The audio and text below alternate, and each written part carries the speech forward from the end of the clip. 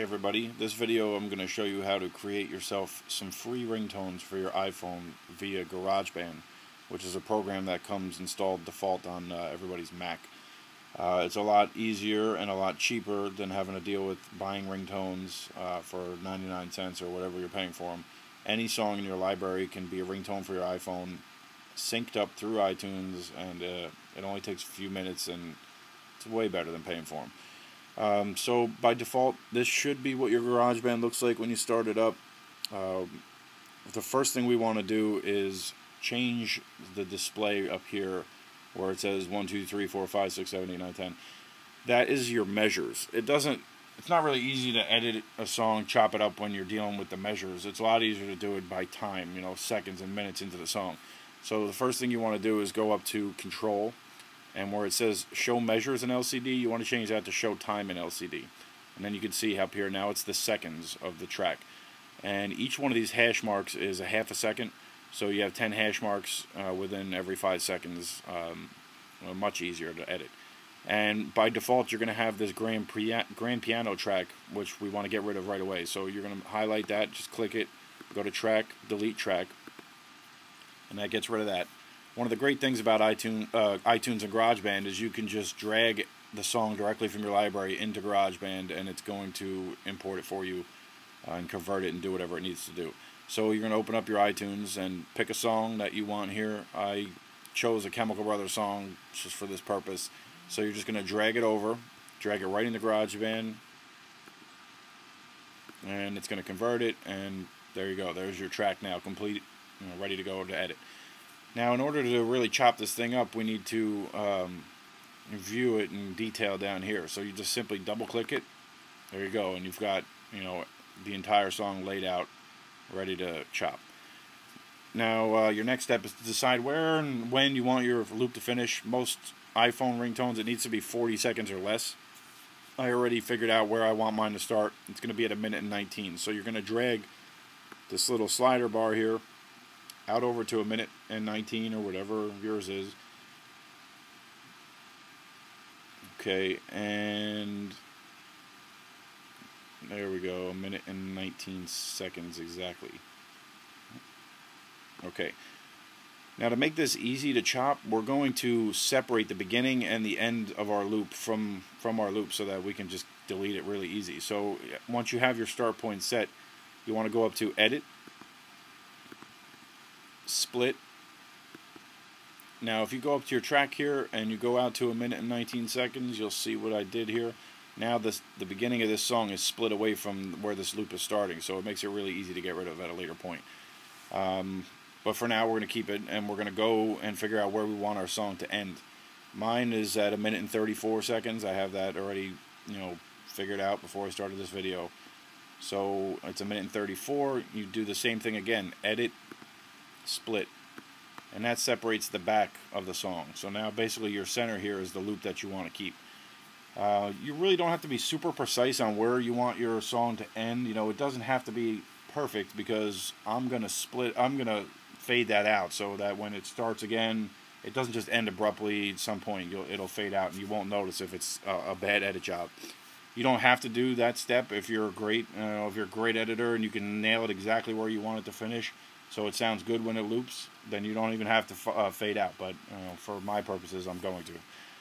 Alright, so now we're going to get rid of our useless part of the tracks.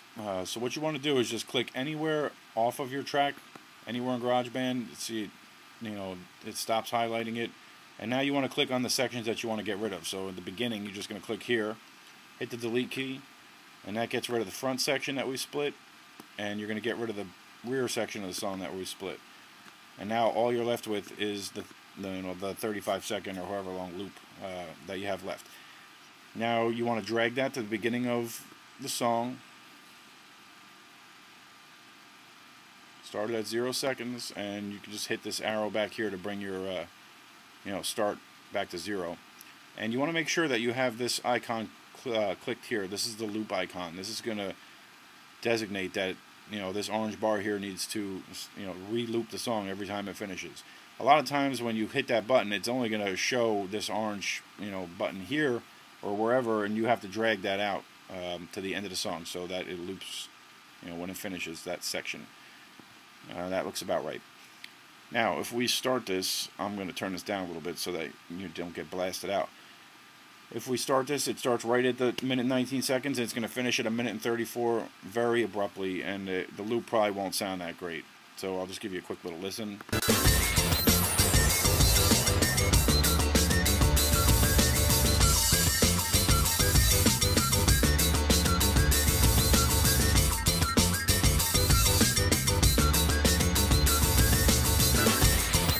Okay, now you can see at the very end there, it just goes right back to the beginning, and it really doesn't sound that great.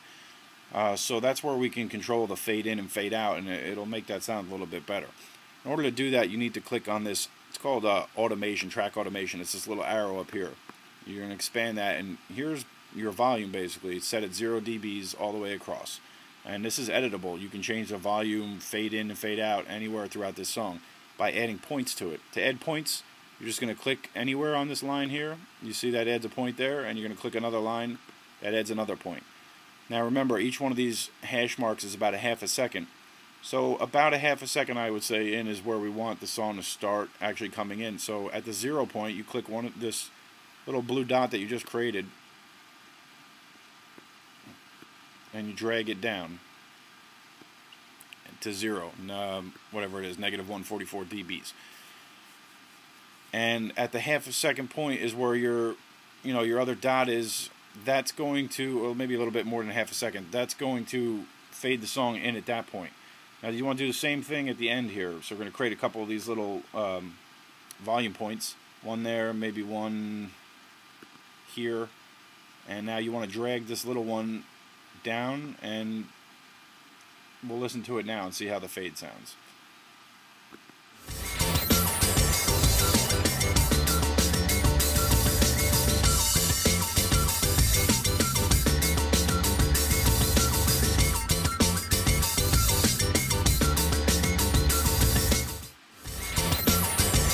And there you go. And when that rings and your phone goes and rings again, if you don't pick it up in that amount of time for some reason, it's going to fade back in and fade back out, and you won't hear that abrupt cutoff. And basically that's all there is to the editing of this. The final step is to go up to Control. Go up to Share and go to Send Ringtone to iTunes. iTunes is going to convert it to the proper format. It's going to bring up your iTunes for you. And play it, obviously, but that's it. And now every time you sync your iPhone, your song is going to be there, and it's going to be in your ringtone section, available for you to choose. So with just a couple minutes, 6 or 7 minutes, you edited a song that you wanted, whatever part of the song you wanted. You don't have to deal with something specific, and you don't have to pay for it. That's the best part about it. And that's it. You got yourself free ringtones.